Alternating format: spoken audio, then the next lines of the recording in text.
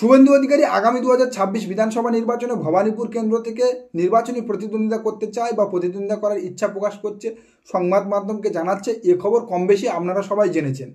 তো এখন শুভেন্দু অধিকারী আগামী 2026 বিধানসভা নির্বাচনে ভবানীপুর কেন্দ্র থেকে নির্বাচনী প্রতিদ্বন্দ্বিতা করছে কি করছে না, বা করবে কি করবে না, তার বাস্তবতা তো দেখা যাবে 2026 বিধানসভা নির্বাচন এলে। তবে আমার সঙ্গে গতকাল তৃণমূলের এক মুখপাত্র নেতার কথা হচ্ছিল, তো তখন তিনি একটা বিস্ফোরক কথা বলল যে শুভেন্দু অধিকারীকে বিরোধী দলনেতাকে কে ভবানীপুর আসন থেকে প্রতিদ্বন্দ্বিতা করার যুক্তি দিয়েছে, সেই শুভাকাঙ্ক্ষীকে নাকি তৃণমূল কংগ্রেস খুঁজছে। তো আমি বললাম, দাদা এটা আবার কি কথা? শুভেন্দু অধিকারীকে কে ভবানীপুর কেন্দ্রে প্রতিদ্বন্দ্বিতা করার জন্য পরামর্শ দিয়েছে বা প্রতিদ্বন্দ্বিতা করার কথা বলেছে, যুক্তি দিয়েছে, তা তৃণমূল কংগ্রেস খুঁজে কি করবে? বলছে তাকে তৃণমূল কংগ্রেস এই কারণে খুঁজছে যে শুভেন্দু অধিকারী যেভাবে ল্যাং মেরে 2024 লোকসভা নির্বাচনে ভারতীয় জনতা পার্টির একাধিক হেভিওয়েট নেতার ভবিষ্যৎ নষ্ট করেছে, দিলীপ ঘোষের মতো নেতার যেখানে মেদিনীপুর আসন একেবারে তার গড়, তার উইন আসন, সেখান থেকে সরিয়ে যেভাবে ভারতীয় জনতা পার্টির সর্বনাশ করেছে, দিলীপ ঘোষের কেরিয়ার শেষ করেছে, শুভেন্দু অধিকারী যদি ভবানীপুর কেন্দ্র থেকে প্রতিদ্বন্দ্বিতা করে, শুভেন্দু অধিকারীর আগামী দিনে ঠিক একই অবস্থা হবে। আর তার থেকেও নাকি বড় কথা, পশ্চিমবঙ্গবাসী শুভেন্দু অধিকারীর হাত থেকে রেহাই পাবে। শুভেন্দু অধিকারী যেভাবে ধর্মীয় রাজনীতিকে প্রমোট করার চেষ্টা করছে, ধর্মে ধর্মে বিভাজন করার চেষ্টা করছে, হিন্দুত্বের জিগির তুলছে, পশ্চিমবাংলায় যেভাবে বিভাজনের রাজনীতি আনার চেষ্টা করছে, কেন্দ্রীয় সরকারের কাছে দরবার করে চিঠি লিখে যেভাবে রাজ্যের টাকা বন্ধ করে, একাধিক প্রকল্পের টাকা বন্ধ করে রাজ্যের সাধারণ গরিব মানুষের ভাতে মারার চেষ্টা করছে, সেই জায়গা থেকে নাকি পশ্চিমবঙ্গবাসী রেহাই পাবে। এবং তিনি সেখানে আরও বলছে যে শুভেন্দু অধিকারীর যদি দম থাকে বা শুভেন্দু অধিকারীর যদি ক্ষমতা থাকে, তাহলে কেবলমাত্র তিনি ভবানীপুর আসন থেকেই প্রতিদ্বন্দ্বিতা করুক 2026 বিধানসভা নির্বাচনে, ঠিক যেমনটা 2021 বিধানসভা নির্বাচনে মমতা বন্দ্যোপাধ্যায় করেছিল, কেবলমাত্র নন্দীগ্রাম আসনে প্রতিদ্বন্দ্বিতা করে। আর যদি শুভেন্দু অধিকারী তা করতে পারে, অর্থাৎ যদি কেবলমাত্র ভবানীপুর আসন থেকে শুভেন্দু অধিকারী 2026 বিধানসভা নির্বাচনে প্রতিদ্বন্দ্বিতা করতে পারে, তাহলে 2026 বিধানসভা নির্বাচনের পর নাকি পশ্চিমবাংলার রাজনীতি থেকে শুভেন্দু অধিকারীর রাজনৈতিক কেরিয়ার শেষ হয়ে যাবে। অর্থাৎ পশ্চিমবাংলার রাজনৈতিক হিস্ট্রি থেকে নাকি শুভেন্দু অধিকারীর চ্যাপ্টার ক্লোজ হয়ে যাবে। শুভেন্দু অধিকারী বর্তমান পশ্চিমবাংলার রাজনীতিতে অপ্রাসঙ্গিক হয়ে পড়েছে, ভারতীয় জনতা পার্টির মধ্যে কোণঠাসা হয়ে পড়েছে, কেন্দ্রীয় বিজেপি শুভেন্দু অধিকারীর কথা শুনছে না, কেন্দ্রীয় বিজেপি আরএসএসের উপরে ভরসা করে 2026 বিধানসভা নির্বাচনের বৈতরণী পার হতে চাইছে, শুভেন্দু অধিকারীর উপর আর ভরসা রাখতে পারছে না, কারণ 2024 লোকসভা নির্বাচনে শুভেন্দু অধিকারীর উপর ভরসা করে কেন্দ্রীয় বিজেপি যে ডোবা ডুবেছে, আর দ্বিতীয়বার তারা সে রিস্ক নিতে চাইছে না। উপনির্বাচনের কথা তো ছেড়ে দিলাম, 2021 না শুভেন্দু অধিকারী প্রথম এসেছিল, তাই হয়তো কিছু করতে পারেনি, কিন্তু 2024 লোকসভা নির্বাচনে শুভেন্দু অধিকারী তো নিজের কাঁধে দায়িত্ব নিয়ে নির্বাচন করেছিল, সেখানে ভারতীয় জনতা পার্টিকে ডুবিয়েছে, উপনির্বাচনে ভারতীয় জনতা পার্টিকে ডুবিয়েছে। তাই ভারতীয় জনতা পার্টির কেন্দ্রীয় নেতৃত্ব আর শুভেন্দু অধিকারীর উপরে ভরসা রাখতে পারছে না বা ভরসা রাখতে চাইছে না আগামী 2026 বিধানসভা নির্বাচনের জন্য। আর যে কারণে শুভেন্দু অধিকারী পশ্চিমবাংলার রাজনীতি অন্তত 2026 বিধানসভা নির্বাচনে হেডলাইনে থাকার জন্য বা সামনের সারিতে থাকার জন্য, ভেসে থাকার জন্য ভবানীপুর কেন্দ্রটাকেই বেছে নিতে চাইছে উপযাজক হয়ে। ভবানীপুর কেন্দ্রে যেহেতু মমতা বন্দ্যোপাধ্যায় প্রতিদ্বন্দ্বিতা করবে, সেহেতু ভবানীপুর কেন্দ্রে যদি মমতা বন্দ্যোপাধ্যায়ের বিপরীতে শুভেন্দু অধিকারী প্রতিদ্বন্দ্বিতা করে, তাহলে তিনি খবরের শিরোনামে থাকবে। সে কেন্দ্রীয় বিজেপি তাকে পাত্তা দিক, কেন্দ্রীয় বিজেপি তার উপর ভরসা করুক আর না করুক। যেমন নন্দীগ্রাম আসনটা এপিসেন্টার হয়েছিল যখন মমতা বন্দ্যোপাধ্যায় 2021 বিধানসভা নির্বাচনে ভবানীপুর ছেড়ে নন্দীগ্রাম আসনে গিয়ে প্রতিদ্বন্দ্বিতা করেছিল, তখন সমস্ত মিডিয়ার হাইলাইট ছিল ওই নন্দীগ্রাম আসনটা। ঠিক 2026 বিধানসভা নির্বাচনে যদি ভবানীপুর কেন্দ্র থেকে শুভেন্দু অধিকারী প্রতিদ্বন্দ্বিতা করে, তাহলে মিডিয়ার ফোকাসটা কিন্তু ওই ভবানীপুর কেন্দ্রের উপরে বেশি থাকবে।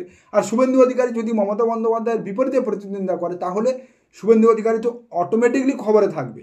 আর শুভেন্দু অধিকারী এই খবরে ভেসে থাকার জন্য ভবানীপুর আসন থেকে প্রতিদ্বন্দ্বিতা করতে চাইছে 2026 বিধানসভা নির্বাচনে। এবং তিনি বলেছেন শুভেন্দু অধিকারী কেবলমাত্র ভবানীপুর থেকে প্রতিদ্বন্দ্বিতা করবে না, যদিও বা করে তাহলে ভবানীপুর ছাড়া মেদিনীপুরের কোনো এক আসন থেকে তিনি প্রতিদ্বন্দ্বিতা করবে। কারণ ভবানীপুর আসনে হেরে গেলেও যদি তার সেই মেদিনীপুর আসনে বা তার যদি কোনো পকেট আসন থেকে থাকে, সেই আসন থেকে তিনি জিতে যায়। আর 2026 বিধানসভা নির্বাচনে যদি ভারতীয় জনতা পার্টি বঙ্গে বিরোধী দলের তকমা ধরে রাখতে পারে, তাহলে অন্তত অমিতজির তৈলমর্দন টর্জন করে বিরোধী দলের নেতার চেয়ারটা আরও একবার তিনি আগড়ে ধরে রাখতে পারে। কিন্তু সেই তৃণমূল মুখপাত্র আমাকে যেটা জানাচ্ছে যে শুভেন্দু অধিকারীর যদি এতটা ধক থাকে, মমতা বন্দ্যোপাধ্যায় যেভাবে তাকে চ্যালেঞ্জ শুনেছিল কেবলমাত্র একটা আসনে প্রতিদ্বন্দ্বিতা করে, শুভেন্দু অধিকারী ঠিক সেই একই কাজ করুক, ভবানীপুর আসনে কেবলমাত্র প্রতিদ্বন্দ্বিতা করুক, আর কোথাও নয়। যদি শুভেন্দু অধিকারী সেটা করতে পারে তাহলে নাকি 2026 বিধানসভা নির্বাচনের পর থেকে শুভেন্দু অধিকারীর নাম পশ্চিমবাংলার রাজনীতি থেকে মুছে যাবে। কারণ শুভেন্দু অধিকারী তো জিততে পারবে না ভবানীপুর থেকে। ভারতীয় জনতা পার্টি 2026 বিধানসভা নির্বাচনে কত আসন পাবে তার ঠিক নেই। এখন থেকে বিভিন্ন সংবাদ মাধ্যমে যে খবর শোনা যাচ্ছে বা যে খবর আমরা দেখছি, তাতে করে আগামী 2026 বিধানসভা নির্বাচনে ভারতীয় জনতা পার্টি বঙ্গে বিরোধী দলের জায়গাও হারাতে পারে, তকমাও হারাতে পারে। তো সেক্ষেত্রে শুভেন্দু অধিকারী হয়তো বিরোধী দলনেতা নাও থাকতে পারে। আর সেই কারণে কেবলমাত্র সংবাদ শিরোনামে ভেসে থাকার জন্য, কেবলমাত্র মমতা বন্দ্যোপাধ্যায়ের বিপরীতে প্রতিদ্বন্দ্বিতা করে সংবাদে ভেসে থাকার জন্য, রাজনীতিতে ভেসে থাকার জন্য শুভেন্দু অধিকারী 2026 বিধানসভা নির্বাচনে ভবানীপুর কেন্দ্র থেকে প্রতিদ্বন্দ্বিতা করতে চাইছে। যদিও ভারতীয় জনতা পার্টি অন্য কথা বলছে। ভারতীয় জনতা পার্টির তরফ থেকে এটা বলা হচ্ছে যে লাস্ট লোকসভা নির্বাচন অর্থাৎ 2024 লোকসভা নির্বাচনের হিসাব অনুযায়ী ভারতীয় জনতা পার্টি ভবানীপুরের 8টা ওয়ার্ডের মধ্যে 5টা ওয়ার্ডে আগিয়ে আছে। সেটা বাস্তব, সে তত্ত্ব আমরা দেখেছি। 8টা ওয়ার্ডের মধ্যে 5টা ওয়ার্ডে ভারতীয় জনতা পার্টি আগিয়ে আছে। খোদ মমতা বন্দ্যোপাধ্যায়ের ওয়ার্ড 73 নম্বর ওয়ার্ডে তৃণমূল কংগ্রেস আর ভারতীয় জনতা পার্টির মধ্যে ভোটের ডিফারেন্স রয়েছে মাত্র 279 ভোটে ভারতীয় জনতা পার্টি পিছিয়ে আছে তৃণমূল কংগ্রেসের কাছে। সে জায়গায় একটা পজিটিভ দিক আছে, সেটাই ভারতীয় জনতা পার্টি তুলে ধরছে। আর যে কারণে নাকি ভারতীয় জনতা পার্টি চাইছে, যেহেতু লোকসভা নির্বাচনে তারা সেখানে ভালো ফলাফল করেছে, সেখানে প্রায় 20,000 গুজরাটি ভোটার আছে, সেখানে প্রায় 20-25,000 পাঞ্জাবি ভোটার আছে, যারা নাকি ভারতীয় জনতা পার্টিকে ভোট দেয়, ভারতীয় জনতা পার্টিকে প্রেফার করে, মোদিজিকে ভালোবাসে। তো সেই ভোটাররা তাদেরকে ভোট দেবে। কেবলমাত্র 77 নম্বর ওয়ার্ডে সংখ্যালঘু একটু বেশি রয়েছে। সেই 77 নম্বর ওয়ার্ডটা যদি বাদ দেয়, ভারতীয় জনতা পার্টি নাকি যদি একটু চেষ্টা করে, একটু কসরত করে, কাইক্লেস করে, তাহলে নাকি 2026 বিধানসভা নির্বাচনে শুভেন্দু অধিকারীর মতো হেভিওয়েট প্রার্থী পড়লেই মমতা বন্দ্যোপাধ্যায় হেরে যাবে। কিন্তু বাস্তবতা কি বলছে? বাস্তবতা এটাই বলছে, মমতা বন্দ্যোপাধ্যায় যখন 2021 বিধানসভা নির্বাচনে নন্দীগ্রাম থেকে প্রতিদ্বন্দ্বিতা করে, তখন সেখানে প্রতিদ্বন্দ্বিতা করেছিল শোভনদেব চট্টোপাধ্যায়। শোভনদেব চট্টোপাধ্যায় যখন প্রতিদ্বন্দ্বিতা করেছিল, তখন যে মার্জিন নিয়ে তিনি জিতেছিলেন, পরবর্তী সময় মমতা বন্দ্যোপাধ্যায় বাই ইলেকশনে এসে প্রায় 59,000 ভোটের মার্জিনে হারিয়েছিল প্রিয়াঙ্কা টেবরিয়ালকে। তাহলে সেখান থেকে তো প্রশ্ন হচ্ছে, মমতা বন্দ্যোপাধ্যায় আর ভবানীপুর কতটা সমানুপাতিক? মমতা বন্দ্যোপাধ্যায়কে দেখে ভবানীপুরের মানুষ ভোট দেয়। লোকসভা নির্বাচনে যাই হোক না কেন, বিধানসভা নির্বাচনে আমরা দেখেছি তৃণমূল কংগ্রেস সেখানে ব্যাপক ফলাফল করে। লোকসভা নির্বাচনের ফলাফলে ভারতীয় জনতা পার্টি 8টা ওয়ার্ডে আগিয়ে থাকলেও আপনি দেখবেন 2026 বিধানসভা নির্বাচনের হিসাবে বা যখন হিসাব বেরাবে, তখন তৃণমূল কংগ্রেস দেখবেন 8টা ওয়ার্ডে আগিয়ে আছে। এটাই হয়, এটা আমরা বিগত সময় দেখেছি, এখনও দেখছি। কিন্তু সেই হিসাব ভুলে গিয়ে কেবলমাত্র লোকসভা নির্বাচনের হিসাবটা দেখে ভারতীয় জনতা পার্টি নাচতে শুরু করেছে, বিরোধী দলনেতা বগল বাজাতে শুরু করেছে। তিনি ভাবছে যে 8টার মধ্যে 5টা ওয়ার্ডে আগিয়ে আছি, তার মানে কি একটু কাইক্লেস করলে হয়ে যাবে। কিন্তু মমতা বন্দ্যোপাধ্যায়ের মুখ, মমতা বন্দ্যোপাধ্যায়ের ফেস, কলকাতা মমতা বন্দ্যোপাধ্যায়, ভবানীপুর মমতা বন্দ্যোপাধ্যায়, এটা যে কতটা সমানুপাতিক, কতটা যে সম্পৃক্ত, তা এখনও শুভেন্দু অধিকারী বা রাজ্যের বিরোধী দলনেতা হয়তো বুঝে উঠতে পারছে না। তো এখন দেখা যাবে, যদি 2026 বিধানসভা নির্বাচনে প্রকৃত শুভেন্দু অধিকারী ভবানীপুর কেন্দ্র থেকে প্রতিদ্বন্দ্বিতা করে, তাহলে শুভেন্দু অধিকারী তার ধকে মমতা বন্দ্যোপাধ্যায়কে হারাতে পারছে কিনা, ভারতীয় জনতা পার্টি তার অঙ্কে মমতা বন্দ্যোপাধ্যায়কে হারাতে পারছে কিনা। বর্তমানে এটাও শোনা যাচ্ছে ভারতীয় জনতা পার্টি কেবলমাত্র ভবানীপুরে নাকি 100 জনকে নিয়োগ করেছে, 100 জন বিশ্বস্ত কর্মীকে নিয়োগ করেছে, যারা ডেটা সংগ্রহ করবে। ভবানীপুরের যে 8টা ওয়ার্ড আছে, সেখানে কোথায় কী কমজোরি আছে, মানুষ কী চাইছে, মানুষের কী চাহিদা, সেগুলো তুলে আনবে। সেই ডাটাগুলো শুভেন্দু অধিকারীকে দেবে। শুভেন্দু অধিকারী সেভাবে কাজ করবে, চেষ্টা করবে ভবানীপুরে আগামী 2026 বিধানসভা নির্বাচনে জমি তৈরি করার জন্য। তো এখন সব কিছু তো সম্ভাবনার শিল্প, সম্ভাবনায় রাজনীতির একটা বড় অঙ্গ। তো দেখা যাবে 2026 বিধানসভা নির্বাচনে যত আগিয়ে আসবে, শুভেন্দু অধিকারী প্রকৃত সেখান থেকে প্রতিদ্বন্দ্বিতা করছে কিনা, আর যদি করে সেখান থেকে কেবলমাত্র ভবানীপুর থেকে করে নাকি ভবানীপুর ছাড়া আর একটা আসন থেকে করে।